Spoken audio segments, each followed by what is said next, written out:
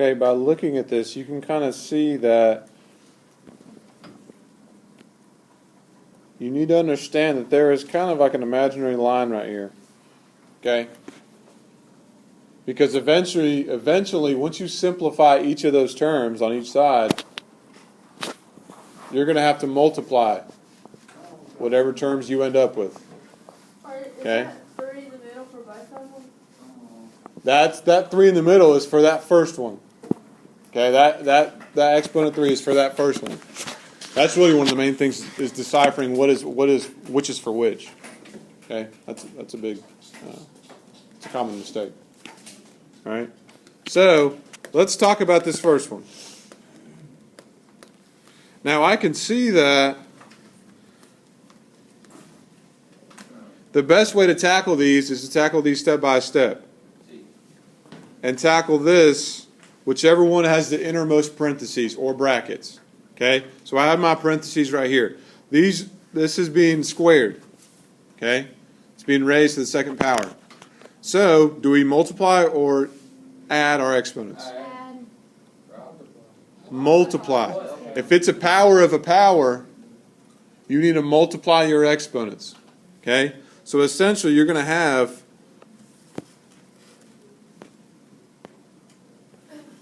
two raised to the second, c raised to the second, and it's being multiplied by 2. No, it's 2c, ain't it?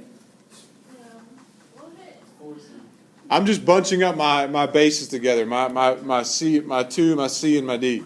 I'm putting them together. Now it's all one term. You are correct, but I think it's better to look at this individually. What's that big X?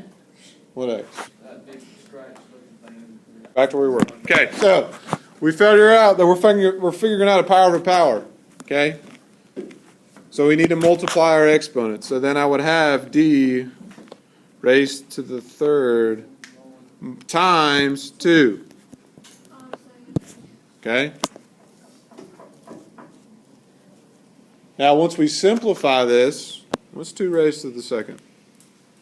4. Okay. When you multiply that, you have c to the 4th, and you have d to the 6th. Now that we have that done, now we need to take care of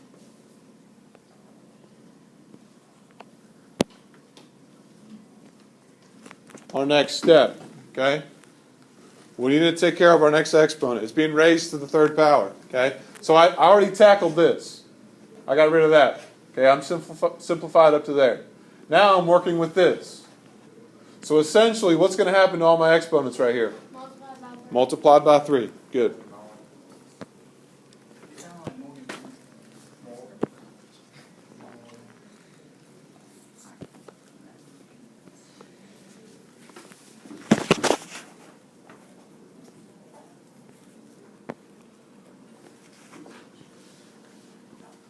So I got c raised to the 4th times 3. I'm multiplying my exponents. To the 6th times 3. Okay? Now once I simplify this, what do I get? 12 and 16. 64.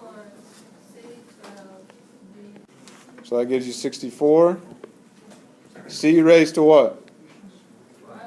12. D raised to what? 18th. Okay. Now, I have figured out our first term right here. Okay. I have figured out our first term. So if you remember our little red line right there, I figured out all my left side. Now let's work on this side. Let's go ahead and simplify this. So that at the end of all this, what am I going to do to my two terms? Multiply. You're going to multiply them, okay? Which essentially is going to make your exponents what? You're going to be doing what with your exponents? Adding. Okay, so I'm going to work it out beside over here at the top.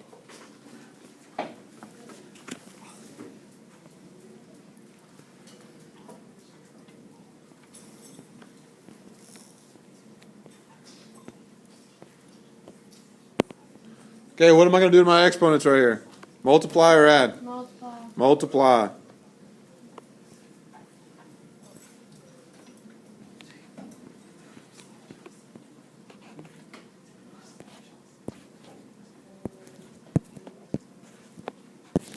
Okay.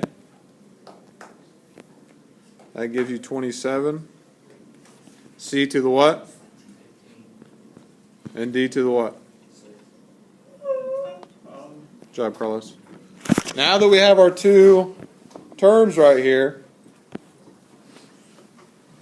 we need to multiply it by our first term that we've simplified. Okay? Now, since we're working down here, like we talked about, instead of multiplying the exponents, it's not being raised to a power. Okay, you're not finding a power of a power. You're just multiplying. So essentially, you're going to be adding your exponents.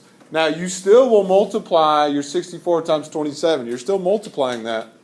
Okay, but in terms of your exponents, this is where you add them together. So what's 64 times 27? 1,720. Oh, let me. Yeah, it's a big,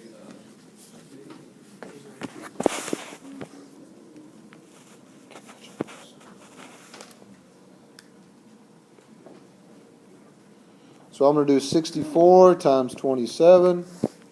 I'm just rewriting this. You don't have to do this. And I'm going to do C 12 plus 15. Okay? And then I have D raised to the 18th plus 6.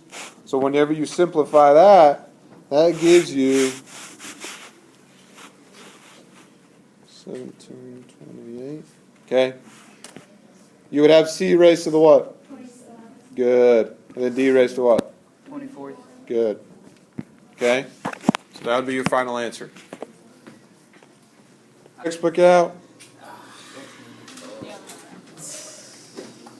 Ooh, you know you're up in there playing 6. This one's Tanner's fault. I need to see my pictures. I'm Just gonna. kidding.